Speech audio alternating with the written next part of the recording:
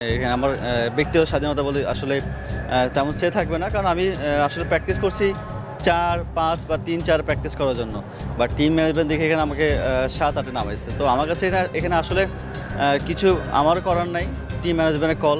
আর এখানে আমার ব্যক্তিগতভাবে বলারও কিছু নাই। টিম যেখানে খেলেছে সেখানে খেলার চেষ্টা করেছি, যে কটা বল পেয়েছি নিজের মতো খেলার চেষ্টা করেছি, টিমের জন্য খেলার চেষ্টা করেছি। এর চেয়ে বেশি কিছু করার ছিল না আমার। জাতীয় দলে কবে ফিরবেন সাব্বির রহমান? সময় তো কম হলো না। সাব্বির রহমান এবার মুখ খুললেন আরও কঠিনভাবে, আরও গভীরভাবে। সাব্বির রহমান নিজের ভেরিফাইড ফেসবুক পেজে বলেন, আমাকে বেশিরভাগ মানুষ একটা প্রশ্ন করে যে আমি কবে জাতীয় দলে খেলবো অথবা কবে ঢুকবো। তো আমার আনসার হয়, আল্লাহ পাক যেদিন হুকুম দিবেন সেই দিন ইনশাআল্লাহ। আমার যুদ্ধ সমস্ত সিস্টেমের সাথে, যা আমি 3-4 বছর ধরে করছি এবং আমি করে যাব ইনশাআল্লাহ। সবাই আমার জন্য দোয়া করবেন, ভালো থাকবেন। সবাইকে ঈদের শুভেচ্ছা, ঈদ মোবারক।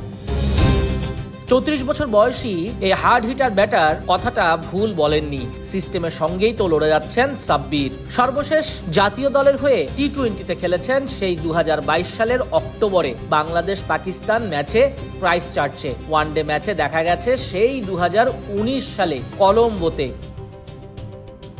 আর টেস্ট 2018 সালেই খেলেছেন সাব্বির সবশেষ। বাংলাদেশ জাতীয় দলের হয়ে সাদা পোশাকে 11টা টেস্ট খেলেন সাব্বির। 24 গড়, 4টা 50, 11 টেস্টে 481 রান। তবুও সাব্বিরের সাদা পোশাকে সুযোগ হয়নি, স্রেফ টিম কম্বিনেশনের কারণে।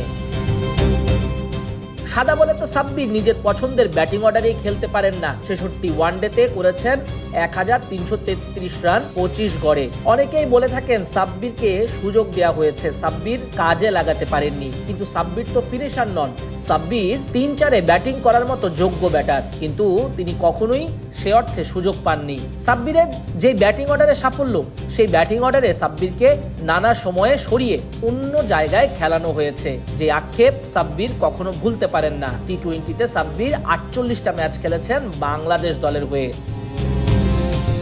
তবে কি ব্যাট বয় তকমা থাকার কারণেই সাব্বির দিনের পর দিন ব্রাত্য হয়ে আছেন? যেখানে অন্যরা ভালো সুযোগ পাচ্ছেন, সেখানে সাব্বিররা 1-2টা চান্স পেয়েই আবারও বাদ পড়ে যাচ্ছেন। সময় দেওয়া হচ্ছে না দীর্ঘ সময়ের জন্য। তাই তো আক্ষেপ করেই সামাজিক যোগাযোগ মাধ্যমে এবার ক্ষোভ উগড়ে দিলেন সাব্বির রহমান। শুধু ভরসা করেন মহান আল্লাহ তাআলার উপর।